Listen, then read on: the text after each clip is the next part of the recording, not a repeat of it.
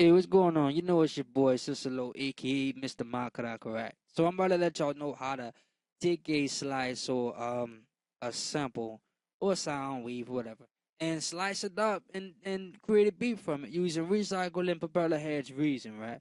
So you're gonna open up recycle first. Okay. Now this is assuming that you already have the portion of sound that you want to be sampled. It could be a whole song, a part of a song, an eighth of a song, or a quarter note. I don't give a shit. But you should already have it pre-recorded or somewhere stored into your hard drive so you can locate it. And Recycle takes AIFF files. AIF files, waves, two types of waves actually, RCY, Dr. Rex, and Dr. Rex 2. And pretty much these are cross-platform formats. It'll work on a Mac or a PC, and this is what it is designed for. You can take it from a PC and transfer it to a Mac. It doesn't matter. So I'm gonna load up a sample I already have preloaded. It's some Mariah Carey, "All I Want for Christmas," and I know it's in the summer, but yeah, I like it anyway, right? So I'm gonna type it in, bow, and here it'll show up.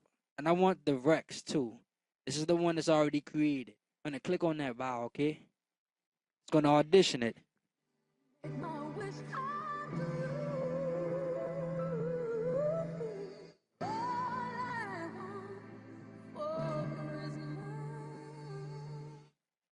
All right. Open it up. And now you'll see a whole bunch of slices, a whole bunch of lines. And notice not my screen messing up on me. That's the way I coordinated it. You'll see you have four tools here: your arrow tool, your mute tool, your lock tool, and your pencil tool. Your pencil tool is what you use to enter in slices like this bow. Now this is the most meticulous part of the process because you really have to get in there and decide where you want your samples at. But if you're a producer engineer, you always want control, so you're not gonna, compensate the time for quality pretty much. This is the only thing you really have to be a pain in the ass about. But once you get it like that, um, that's fine. You can already export it, or if you want to do it the other way, you see you have a sensitivity knob here, and here you can change the resolution of the pencil strikes, meaning the different slices you have. The higher the resolution goes, they start popping up like pimples, pretty much. Yeah. Okay, I'm gonna undo that because I already have it how I want it. So if I hit the arrow tool, right, this is audition. You'll see the little speaker icon. That's to audition the sounds, and I'll go ahead and every time I click on one, it'll play. Like check it out.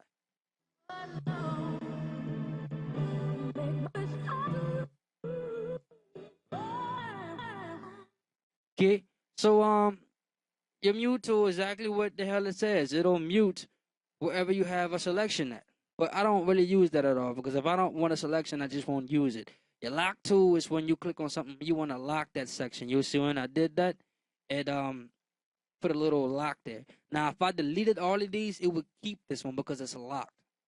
But I don't need that either, right? Because I got what I wanted.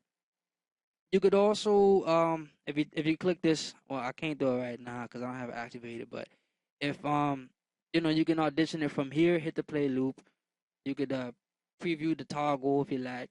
You could change the envelope, the transient shaper, meaning if you want to have a tab to transient like on Pro Tools to wherever you see a peak at, it'll put a bar there, And you could have an equalizer, meaning you could EQ while you do it.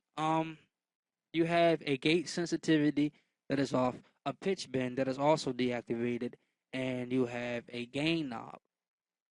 You can increase the gain and tempo as well. Um, you can change the time signature from 4x4 beats and things like that. You can change the bars, anything you want to do. Pretty much, it gives you a lot of options. You can export as one sample, you know, uh, export sound straight out of here, save it and open. Pretty much, pretty simple. You get a view again. The same things I just pretty much you know talked about. Just up here on the top window. And then when you're done and you got it how you want it, again, you would go to save as, right? Make sure you hit save as.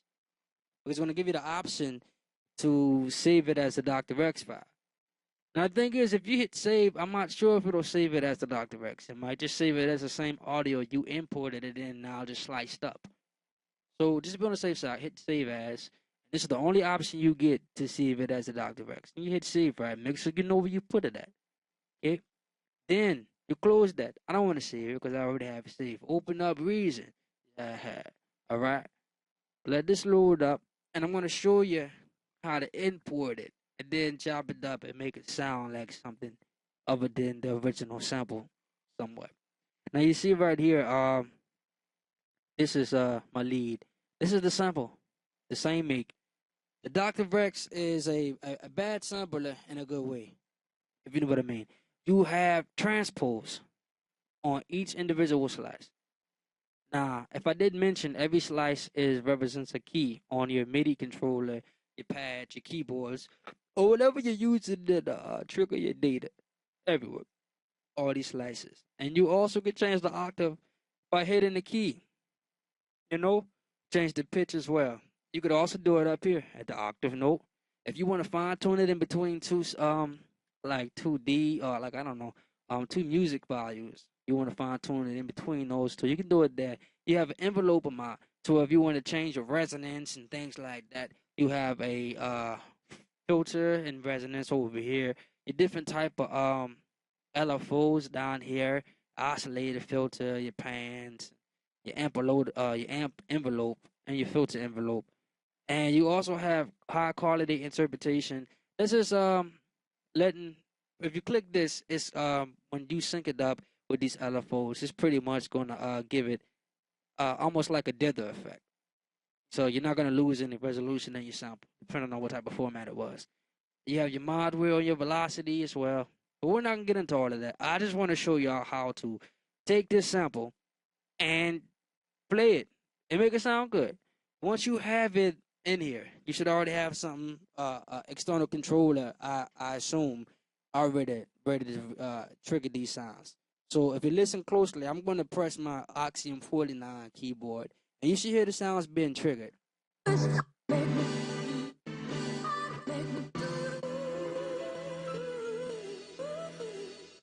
Okay, so I'm going to try to recreate the sample that I made on the beat. I forgot the key, so bear with me. Then I'm gonna show you the beat I actually made with it. All right, so check it out.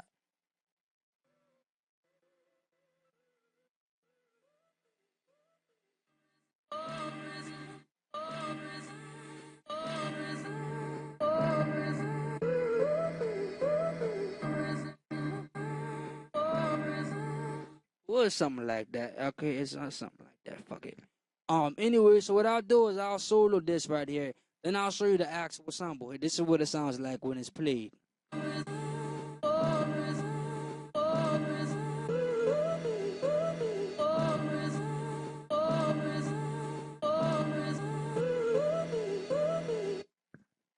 right, that's a sample. And what I'll do is now I added a little simple drum kit, a little neo jazzy feel. I'm gonna show you right here.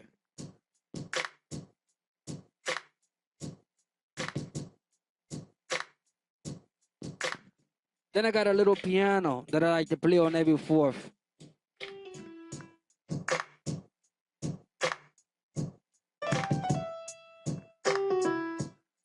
All right, then I put the little bass in. You're gonna hear the bass now. Bow.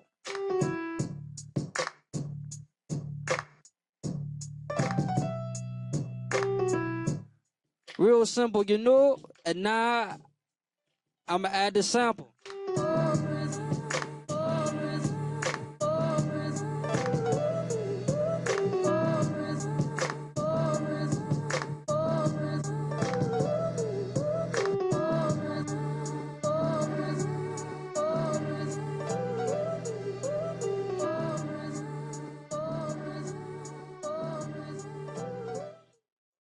Yeah. So I mean, once you get that going, I guess you could mess with the rest of your sounds, EQ, your drums, and compressing, all that good stuff. And we'll show that in another tutorial. Yeah.